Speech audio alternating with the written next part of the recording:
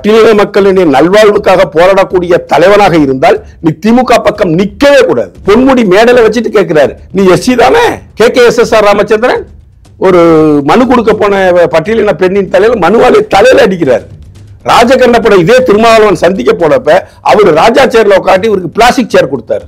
George ஜோரஸ் என்கின்றவன் ஒரு மிகப்பெரிய பணக்கார ரவுடி, உலக ரவுடி. அவன் அந்த உலக ரவுடிக்கு இந்திய ரவுடி ராகுல் காந்தி. இவர் அகில இந்திய காங்கிரஸ் கட்சி தலைவராக இருந்த பொழுது சைனா கம்யூனிஸ்ட் கட்சிக்கும் இந்திய தேசிய காங்கிரசுக்கும் ஒரு அக்ரிமெண்ட் சைன் பண்றாங்க, ரகசிய ஒப்பந்தம். அன்றைய பிரதம மந்திரி கூட தெரியாது. இந்தியாவை சிதைப்போம்ங்கிறான், இந்தியாவை துண்டு துண்டாக உருவாக்குவோம்ங்கிறான். அவரோட கை கத்துட்டு இருக்கான் இந்த ராகுல் காந்திங்கிறேன் நான்.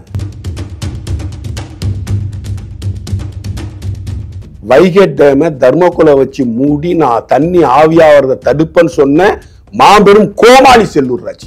உதயகுமார் அடிச்ச அடி கொல்ல, செல்லூர் ராஜ் அடிச்ச கொல்ல, எடப்பாடி அடிச்சு வச்சிருக்கிற கொல்ல, இதையெல்லாம் கண்டும் காணாமல் 3 வருஷமா ஆட்சி நடத்திட்டு இருக்காரு ஸ்டாலின். இவ்வளவு சீண்ட அடுத்து ADMK ஃபைல்ஸ் வரும்.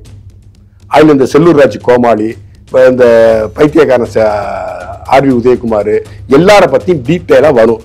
அவர் தந்தை பெரியார்னா சொல்றாரு திரு அண்ணாமலை அவர்கள், கலைஞர் கருணாநிதி தான் சொல்றாரு. ஆனா நான் சொல்றேன்னா, நான் ஈவே ராமசாமி நாயக்கன் தான் சொல்லுவேன், நான் கருணாநிதினு தான் சொல்றேன். அதே கருணாநிதியை நாரா கிழிச்சு தொங்க விட்டவர் தான் திரு அண்ணாமலை. இந்த மீட்டிங் முடிச்சிட்டு தொங்க விடுவார்.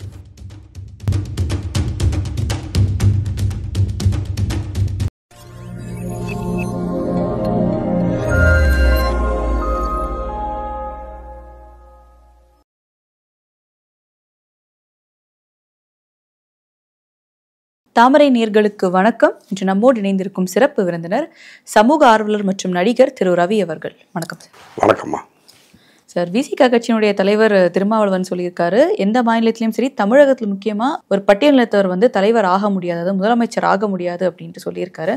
அதே நேரம் இன்னொரு பக்கம் என்ன சொல்லியிருக்காருன்னா, அவர் கூட்டணியில் இருக்கும் திமுகவை பார்த்து திமுக மேல எனக்கு நம்பிக்கை இருக்கு, ஆனா திமுக இங்க நிலையானது இல்லை, இங்க மாநில ஆட்சி தான் நிலையானது அப்படின்னு பேசியிருக்காரு. அவர் இப்ப வர கமலஹாசன் பேச ஆரம்பிச்சிட்டாருன்னு நினைக்கிறேன்.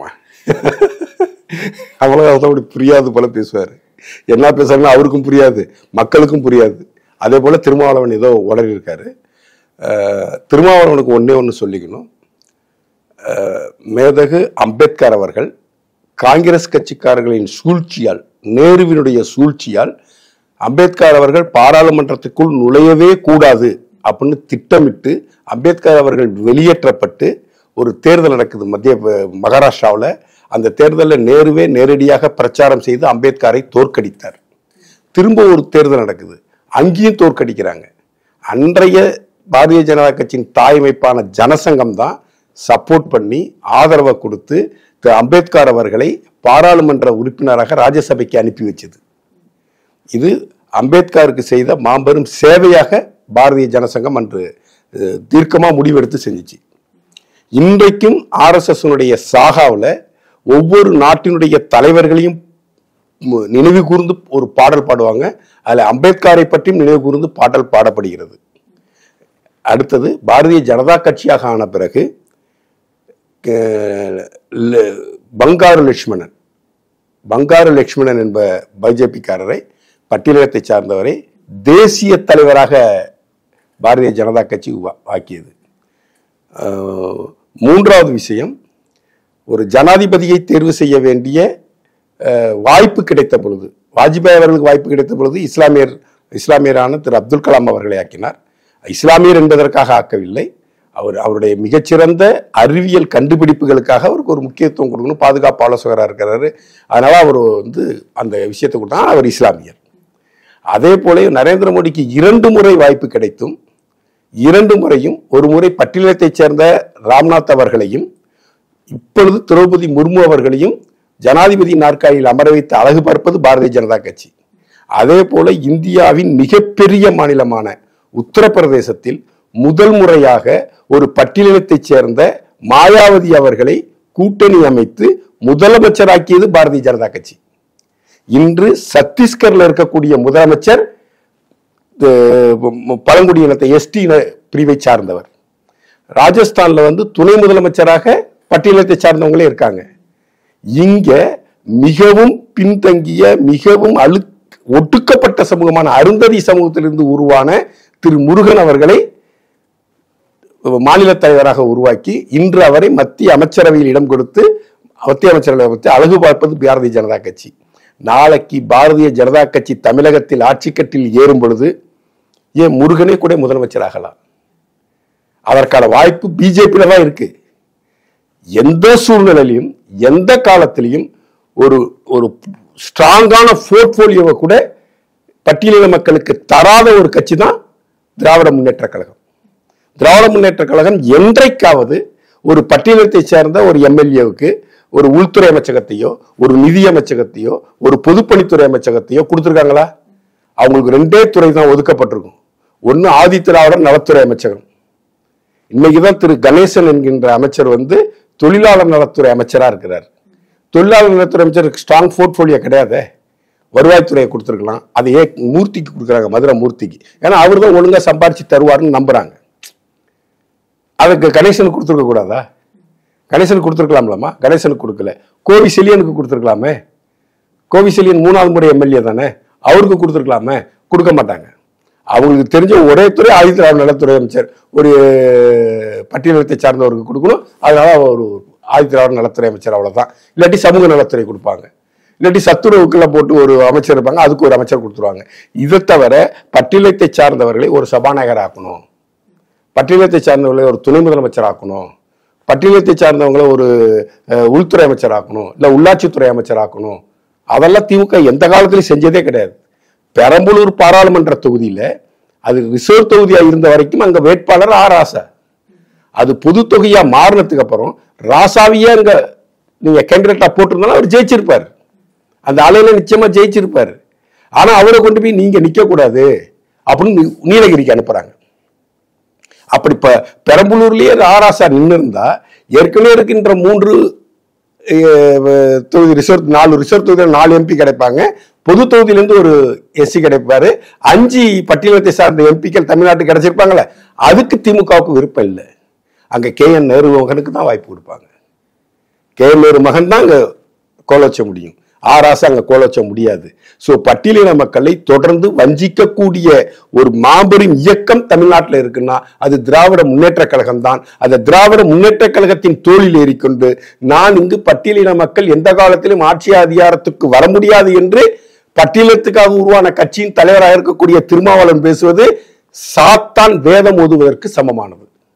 நீ பட்டியலின மக்களின் நல்வாழ்வுக்காக போராடக்கூடிய தலைவனாக இருந்தால் நீ திமுக பக்கம் நிக்கவே கூடாது. திமுக பக்கம் நிக்கவே கூடாது. திமுக எப்பொழுது பட்டியலின மக்களுக்கு எதிரான கட்சி. வேங்க வயல்ல மலத்தை கலந்து 3 வருஷம் ஆச்சு போச்சுமா, இன்னும் குற்றவாளிகளை கண்டுபிடிக்கல. இது திமுக ஆட்சிக்கு 2021 வந்ததுக்கு அப்புறம் தொடர்ந்து பட்டியலின மக்கள் மேல தாக்கப்படக்கூடிய தாக்குதல்கள் பெருசா இருக்க. பொன்முடி மேடல வச்சுட்டு கேட்கிறாரு, நீ எஸ்சி தானே, நீ எஸ்சி தானே கேட்கிறாரு. KKSSR ராமச்சந்திரன் ஒரு மனு கொடுக்க போன பட்டியலின பெண்ணின் தலையில மனுவாளி தலையில அடிக்கிறாரு. ராஜகண்ணப்பட இதே திருமாவளவன் சந்திக்க போனப்ப அவர் ராஜா சேர்ல காட்டி இவருக்கு பிளாஸ்டிக் சேர் கொடுத்தாரு. சோ திமுக அடிப்படையில ஜாதிய துவேஷத்தை பரப்புக்கு கையில் எடுத்து வச்சிருக்கக்கூடிய கட்சி இது.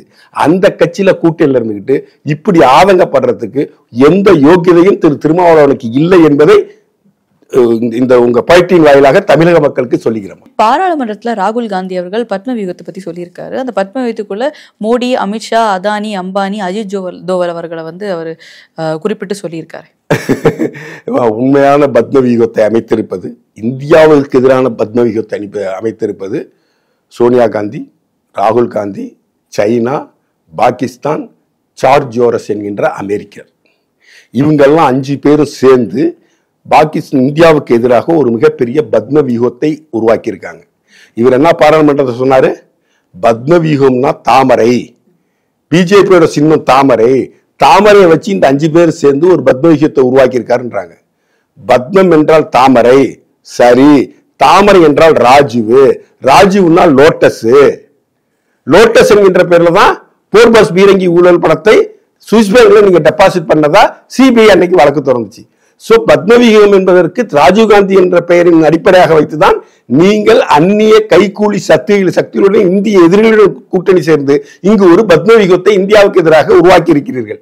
அதில் பஞ்ச பாண்டவர்களாக திரு மோடி அவர்கள், திரு அமித்ஷா அவர்கள், திரு மோகன் பகவத்ஜி அவர்கள், திரு அம்பானி, அதானி, அஜித் தோவால் அவர்கள்லாம் ஒன்றிணைந்து பொருளாதார ரீதியாக நடக்கக்கூடிய இந்தியாவுக்கு எதிரான விஷயங்களை கையாள்வதற்கு அதானியும் அம்பானியும், நாட்டுப்பற்று சம்பந்தமாக நடக்கக்கூடிய எதிர் தாக்குதல்களுக்கு திரு மோகன்ஜி அவர்கள், ஆட்சி அதிகாரத்தின் சார்பாக நீங்கள் பத்ம வியூகத்தில் செய்யக்கூடிய விஷயங்களை உடைப்பதற்கு அமித்ஷா, மோடிஜி அவர்கள், நீங்கள் தீவிரவாதத்தை கையில் வைத்துக் கொண்டு தீவிரவாதிகளின் துணை கொண்டு இந்தியாவை அழிப்பதற்கு அமைக்கப்பட்ட பத்ம வியூகத்தை உடைப்பதற்கு அஜித் தோவல்.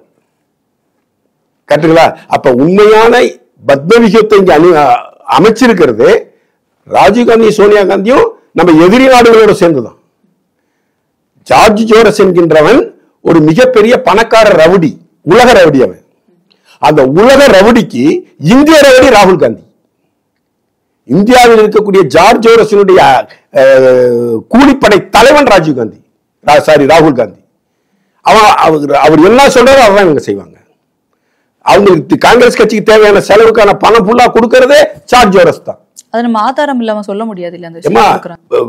நான் நிதி திரட்ட போறேன்னு ராகுல் காந்தி அமெரிக்காவுக்கு போய் ஜார்ஜ் ஜோரஸோட ஆட்களோட தான் நம்ம சந்திச்சு பேசினாரு. பாரத் ஜோடோ யாத்திரை போனப்ப ஜார்ஜ் ஜோரஸோடைய வலதுகரமாக செயல்படக்கூடியவர் அவரோட சேர்ந்து இணைந்து நடந்து போனாரமா. இதை வேற என்ன ஆதாரம் வேணும்? சோ ஒன்று ஜார்ஜ் ஜோரஸோட தொடர்பு.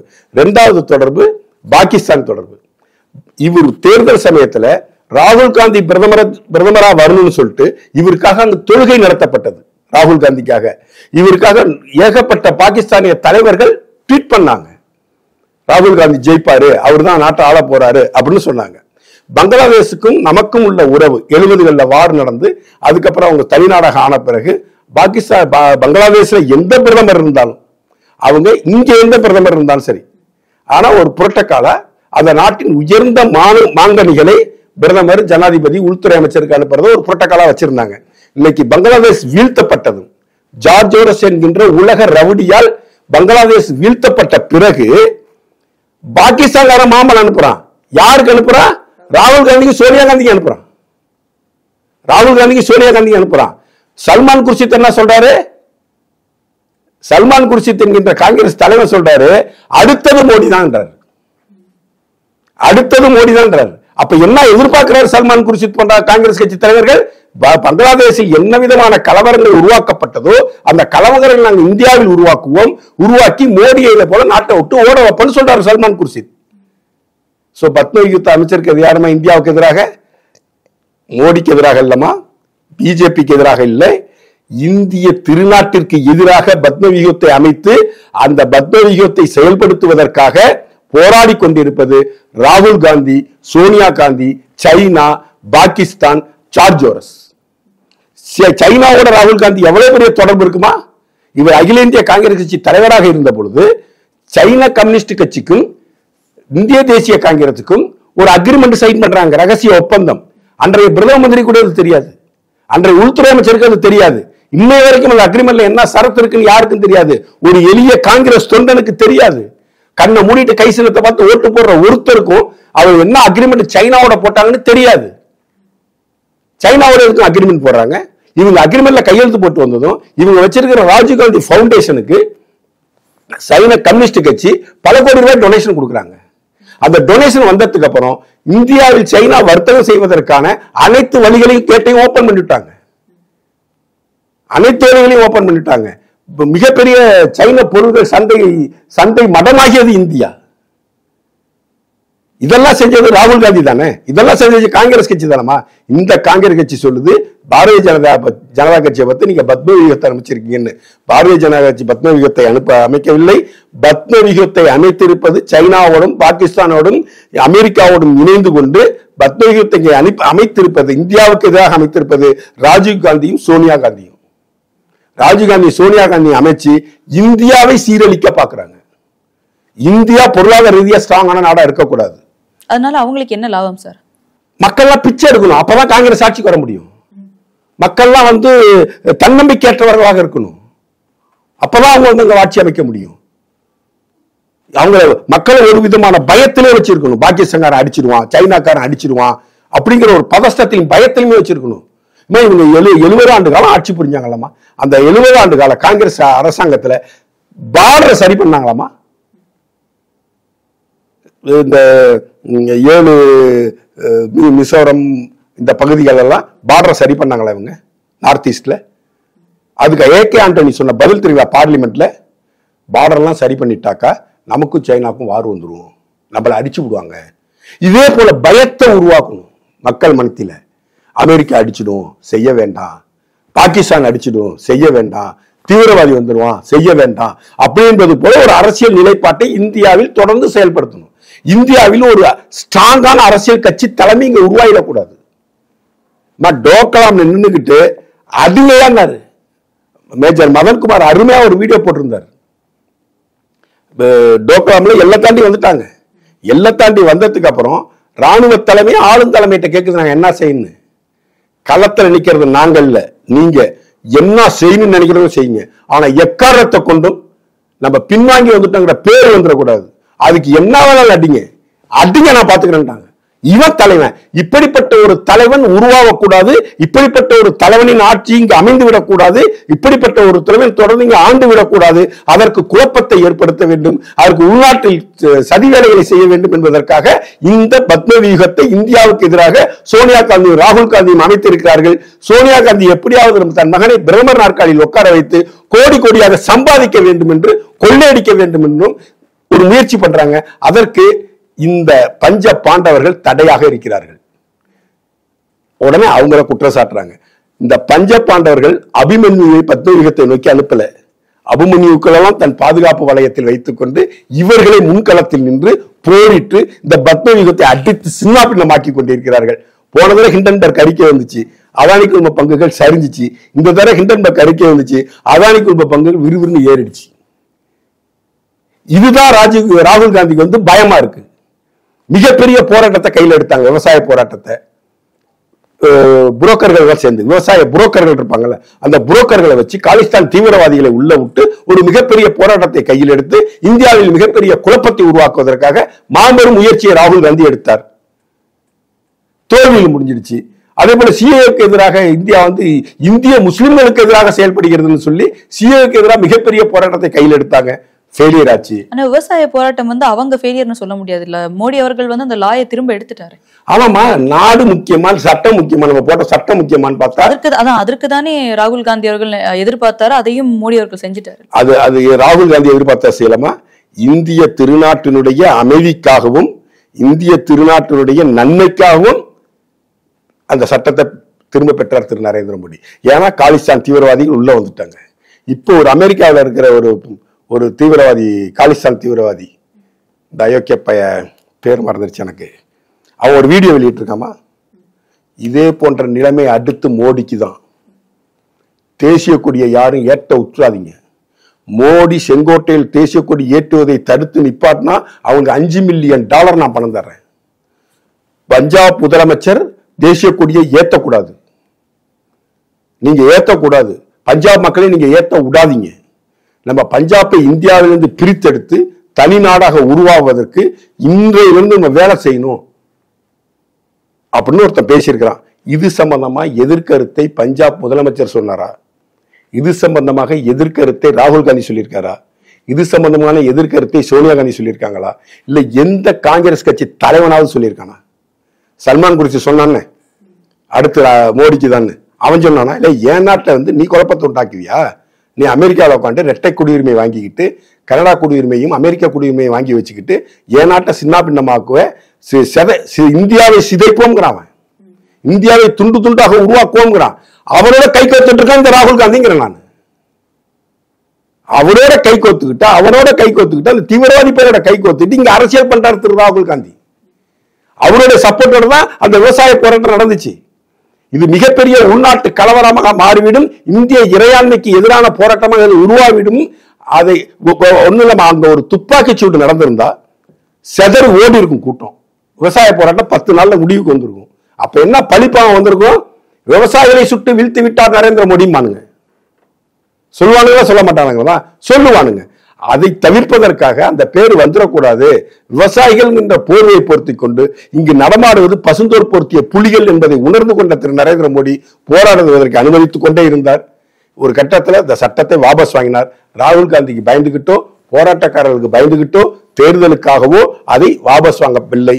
இந்திய இறையாண்மைக்கு இவர்களால் ஒரு குந்தகம் ஏற்பட்டுவிடக் கூடாது, காலிஸ்தான் தீவிரவாதிகளின் கை ஓங்கிவிடக் கூடாது, விவசாயிகள் என்ற போர்வையை போத்திக் கொண்டு வந்திருக்கக்கூடிய குள்ள நரி கூட்டம் இது, இந்த கூட்டத்தை தகர்த்தெறிய வேண்டும், அப்படி என்பதற்காக எடுக்கப்பட்ட முடிவு.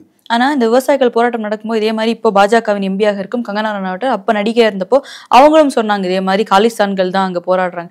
அதற்கு தான் அவங்க கன்னத்துல வந்து ஒரு பெண்மணி அரைஞ்சிட்டு என் அம்மாவும் அங்க இருந்தாங்க, நீங்க எப்படி இது காலிஸ்தான் சொல்ல முடியும், அவங்க ஒரு விவசாயி தான் அப்படின்னு சொல்லியிருந்தாங்க. அவங்க எல்லாம் மூளைச்சாய்வு செய்யப்பட்டிருக்காங்கம்மா. சுதந்திர தினத்தன்னைக்கு போராட்டம் வந்து பெருசா வெடிக்குது. தேசிய கொடியை இறக்கிட்டு காலிஸ்தான் கொடியை பறக்க விட்டவன் அவன் காலிஸ்தான் தீவிரவாதி இல்லையா? அது அந்த அரைஞ்ச அம்மாவுக்கு தெரியாதா? திருப்பி அந்த அம்மா அரையில தூக்கல போடுங்க அந்த பொம்பளைய. இதை போல பொம்பளைகளை பிடிச்சி தூக்கல போடுங்க. ஏன்னா அவங்க அம்மா அங்க இருந்தது அந்த அவங்க அம்மா காசு கொடுத்து அழைச்சிட்டு போகப்பட்டாங்க. அவங்க விவசாயியா? எத்தனை ஏக்கர் விவசாயம் வச்சிருக்காங்க அந்த அம்மா? எத்தனை ஏக்கர் விவசாயம் பண்ணிட்டு சொல்ல சொல்லுங்க அந்த பிள்ளைய. அந்த அம்மாவை மிரட்டி கூட்டு போயிருக்காங்க. நீ போராட்டத்துக்கு இதே போல விவசாயிகள் அங்க கொண்டு வச்சு கேடயமா பயன்படுத்துறது எப்படின்னா, நீ இந்த போராட்டத்துக்கு வரலன்னா நீ விளைவிச்ச பொருளை நாங்க வாங்க மாட்டோம், நாங்க வாங்கி உனக்கு விவகார வாய்ப்பு தரணும்னா உன் வாழ்வாதாரத்துக்கு நாங்க வந்து உனக்கு சப்போர்ட்டா இருக்கணும்னா நீ போராட்டத்துக்கு வா அப்படின்னு அழைச்சிட்டு போனது விவசாய புரோக்கர்கள் தானம்மா. அந்த விவசாய புரோக்கர்களின் கைக்கூலியாக சென்றவர் தான் அந்த தாய், அந்த பொண்ணோட தாய். போன எல்லா விவசாயிகளும் அப்படிதான். இந்த விவசாய திருத்த சட்டங்களால என்ன பெருசா வந்து விவசாயிகளுக்கு பாதிப்பு ஏற்பட்டப்பட போது, விவசாயிகள் தாங்கள் உற்பத்தி செய்யக்கூடிய பொருட்கள் தாங்களே விலை நிர்ணயம் பண்றன்னு சொல்றது ஒரு சட்டம். அதான சொல்லுது. அதுதானே காலங்காலமா சினிமாவில் எடுக்கிறாங்க, காலங்காலமா எதிர்கட்சிக்காரங்க பேசுறாங்க. அதுதானே மோடி செய்ய சொல்றாரு. அதையே எழுத்தாங்க.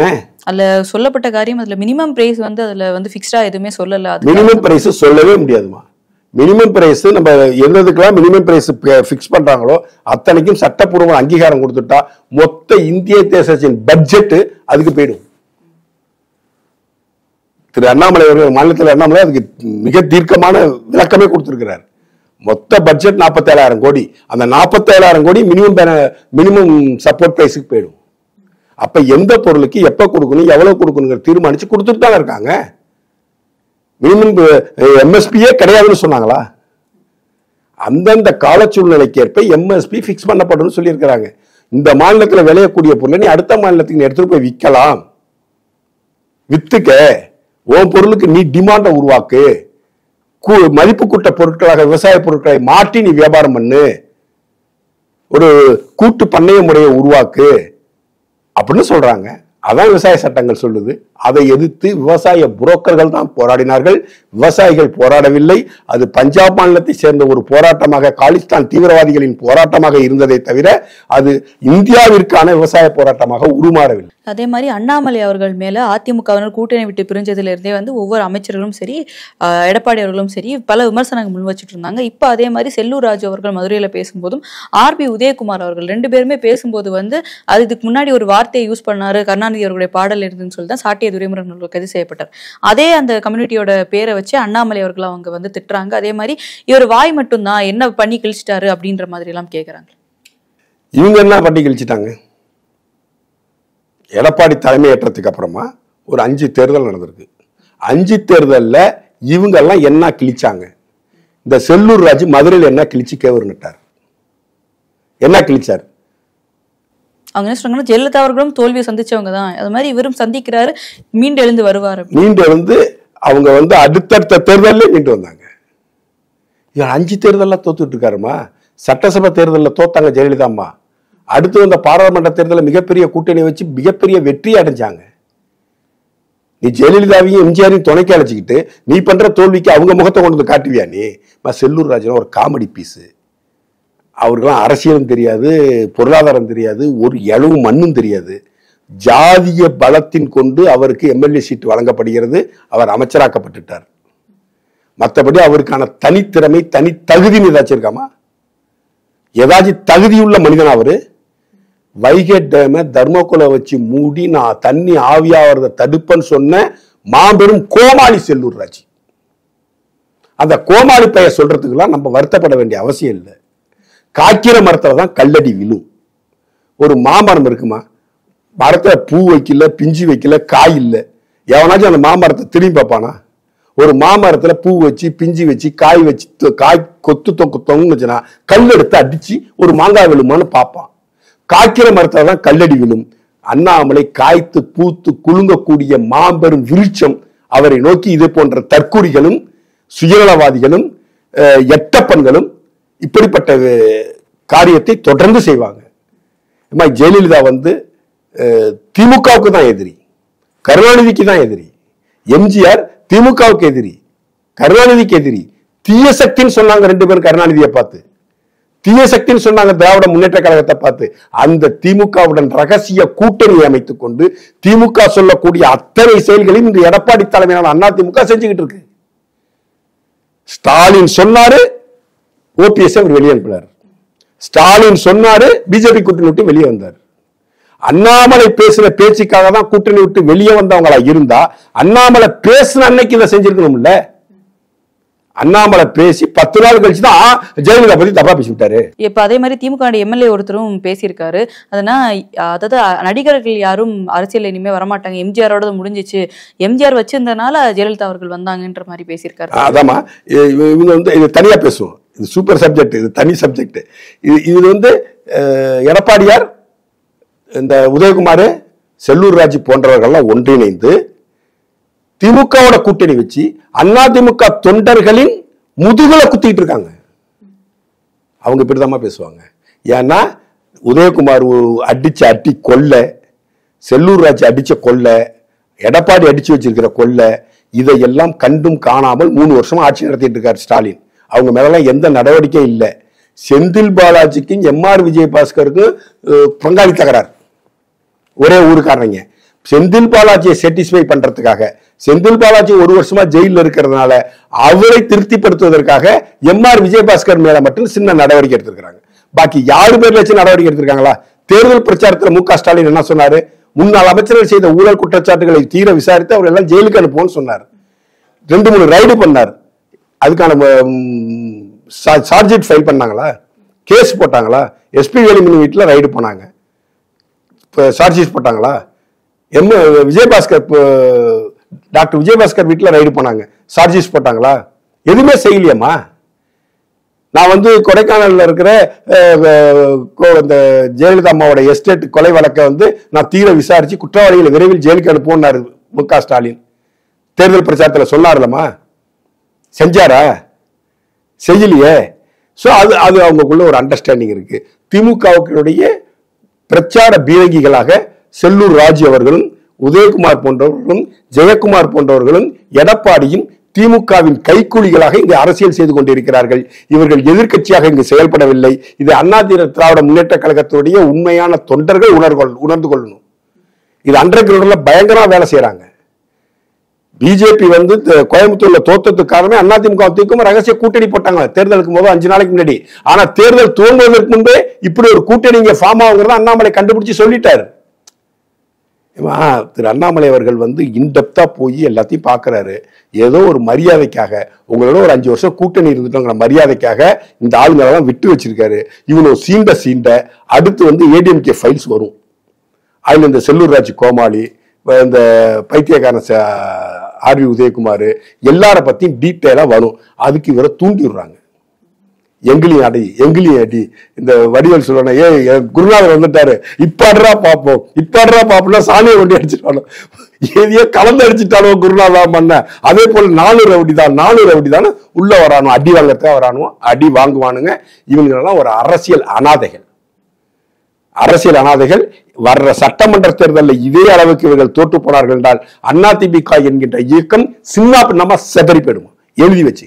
திமுக தாமு அன்பரசன் அவர்கள் ஜெயலலிதாவும் எம்ஜிஆர் பத்தி பேசினதுக்கு நீங்க என்ன நினைக்கிறீங்க? ஏன்னா அண்ணாமலை வந்து ஜெயலலிதாவோட பேரே குறிப்பிடாம சொன்னதுக்கே அதிமுகவினர் வந்து இவ்வளவு அவர் வந்து ஜெயலலிதாவே எம்ஜிஆரே ஒன்றும் சொல்லமா. அவர் சொல்றது உதயநிதி ஸ்டாலின். நடிகர்களுக்கு மூளை கிடையாது, நடிகர்களுக்கு புத்தி கிடையாது, அவங்கெல்லாம் அரசியல்ல ஜெயிக்கவே முடியாது அப்படின்னு அவர் சொன்னது விஜய சொன்னது போல சொன்னாரு. அவர் விஜய சொல்லல. தாமோ அன்பரசன் சொன்னது உதயநிதி என்கின்ற நடிகரை விமர்சனம் பண்ணியிருக்காரு. தாமோ அன்பரசனுக்கும் உதயநிதிக்கும் ஏதோ டக்கப்போர் நடக்குதுன்னு நினைக்கிறேன். உதயநிதியை முதலமைச்சராக உதயநிதிக்கு இதே போன்ற முக்கியத்துவம் தரக்கூடிய செயலை பொறுத்து கொள்ள முடியாத தாமோ அன்பரசன் நடிகர்களுக்கு அறிவு இல்லை அப்படி என்று அவர் உதயநிதியை குற்றம் சாட்டியிருக்கார். இப்போ கருணாநிதி அவருடைய நாணயம் வந்து வெளியிட போறாங்க, கலைஞர் 100 நாணயம் அப்படின்ட்டு. அதற்கு வந்து அண்ணாமலை அவர்கள் ஆதரவு தெரிவிச்சிருக்காரு. அதாவது அவர் சொன்ன அந்த வார்த்தையை தான் பலருக்கும் வந்து ஏற்றுக்கொள்ள முடியாதா சொல்றாங்க. அதாவது கலைஞர் ஐயா கருணாநிதி அவர்களுக்கு இது இந்த மரியாதை வந்து கண்டிப்பா கொடுக்க வேண்டிய ஒரு விஷயம் தான். அந்த மாதிரி நான் கட்சி விஷயமா இதை பார்க்கல, இந்த அரசியல் ரீதியா பாக்குறேன் அப்படின்றாங்க. அதுக்கு பாஜகவினை ஆதரிக்கும் பலருக்கும் வந்து இது ஒரு சோர்வை கொடுத்திருக்கு அப்படின்னு சொல்றாங்க. இதுல பாஜக தொண்டர்களோ பாஜக ஆதரவுகளோ சோர்வடைய வேண்டிய எந்த அவசியமும் இல்லைமா. 98லயோ ஏதோ ஒரு எலெக்ஷன்ல தமிழ் மாநில காங்கிரசும் திராவிட முன்னேற்ற கழகமும் தனித்தனியா நிற்கிறாங்க. கடைசி நாள் தேர்தல் பிரச்சாரம் மயிலாப்பூர்ல ஐயா ஜி.கே. மூப்பனார் அவர்கள் பிரச்சாரம் பண்றாங்க. 1000 விளக்கிலேயோ எங்கேயோ கலைஞர் கருணாநிதி அவர்கள் பிரச்சாரம் பண்றாங்க. கடுமையா மூப்பனாரை வைத்து கலைஞர் திட்டுறாரு. கடுமையா மூப்பனார் வந்து கருணாநிதியை கண்டாமதான் திட்டுறாரு. எலெக்ஷன் பிரச்சாரத்தில் விமர்சனம் பண்றாங்க. கட் பண்ணா 7 மணிக்கு மவுண்ட் ரோட்ல ஒரு இடத்துல ஒரு புத்தக வெளியீட்டு விழா, 2 பேரும் சீஃப் கெஸ்டா வந்து கலந்துக்கிட்டாங்க. இந்த அரசியல் நாகரிகத்தை முன்னெடுக்க வேண்டும் என்று திரு அண்ணாமலை அவர்கள் விருப்பப்படுறார். அதற்காக திமுகவுடன் எந்த விதமான புள்ளி அளவு கூட காம்ப்ரமைஸ் பண்ணிட்டு போக மாட்டார் திரு அண்ணாமலை. அவருடைய முதல் எதிரியும் முக்கிய எதிரியும் திமுக தான். அதனால அண்ணா திமுக அல்ல கைகளை வேணும்னே விட்டுருக்காரு. அரசியல் கோமாளிகளை எப்ப வேணாலும் ஏத்துக்கலாம். ஆனா அரசியல்ல வந்து இருக்கக்கூடிய மோசமானவர்களை இன்னைக்கு காலி பண்ணும். சோ நம்மளுடைய முக்கிய எதிரி தீவிர திராவிட முன்னேற்ற கழகமும் அதன் தலைமையும் தான். அதை எதுக்கணுங்கிறத அண்ணாமலை அவர்கள் தீர்க்கமா இருக்காங்க. காம்ப்ரமைஸுக்கு அங்க இடம் இல்லை. 2வது, அந்த விழாவுக்கு ராஜ்நாத் சிங் வருவதாக ஒரு செய்தி இருக்கிறது. ஒரு மத்திய அமைச்சர், தேசிய தலைவராக பணியாற்றியவர். அவர் தேசிய தலைவராக பணியாற்றிய பொழுதுதான் திரு நரேந்திர மோடி அவர்கள் தான் பிரதமர் வேட்பாளர் என்று உருவாக்கியவர். அப்படிப்பட்ட ஒரு மாபெரும் தலைவர் இந்த நிகழ்ச்சிக்கு வர்றாங்க. அப்ப அந்த நிகழ்ச்சிக்கு வாங்கன்னு சிஎம் போன் பண்ணி கூப்பிட்டதாகவும் சொல்றாரு. அரசியல் நாகரிகம் கருதி போறார். அவர் தந்தை பெரியார்னா சொல்றாரு திரு அண்ணாமலை அவர்கள். கலைஞர் கருணாநிதி தான் சொல்றாரு. ஆனா நான் சொல்றேன்னா, நான் ஈவே ராமசாமி நாயக்கன் தான் சொல்லுவேன். நான் கருணாநிதினு தான் சொல்றேன். தொண்டன் நம்ம எப்படி இருப்போம் அப்படியே இருப்போம். தலைவர்கள் நாகரிகமான அரசியலை முன்னெடுக்கட்டும். அதுக்காக மக்கள் சோர்ந்து போட வேண்டாம். அதற்காக பிஜேபி தொண்டர்கள் சோர்ந்து விட வேண்டாம். இது அரசியல் நாகரிகம் கருதி ஒரு தேசிய கட்சியின் மாநில தலைவர், உலகத்திலேயே மிகப்பெரிய ஜனநாயக இயக்கமான பாரதிய ஜனதா கட்சியினுடைய ஒரு மாநிலத்தினுடைய தலைவர் தன் பொறுப்பை உணர்ந்து ஒரு அரசியல் நிலைப்பாட்டை, ஒரு அரசியல் கட்சியினுடைய தலைவரை ஐயா என்று அழைப்பதனால் இவங்களுக்குள்ள காம்ப்ரமைஸ் எல்லாம் கிடையாது. அதே கருணாநிதியை நார்நாரா கிழிச்சு தொங்க விட்டவர் தான் திரு அண்ணாமலை. இந்த மீட்டிங் முடிச்சிட்டு வந்து தொங்க விடுவார். அதனால பிஜேபி தொண்டர்களும் ஆதரவாளர்களும் இதற்காக எந்தவித மனசிலைச்சலுக்கும் உள்ளாக வேண்டாம் என்று அன்புடன் கேட்டுக்கிறேன். எங்களோட இணைந்து பல்வேறு கருத்துக்களை பகிர்ந்தமைக்கு ரொம்ப நன்றி சார். மிக்க நன்றி. வணக்கம்.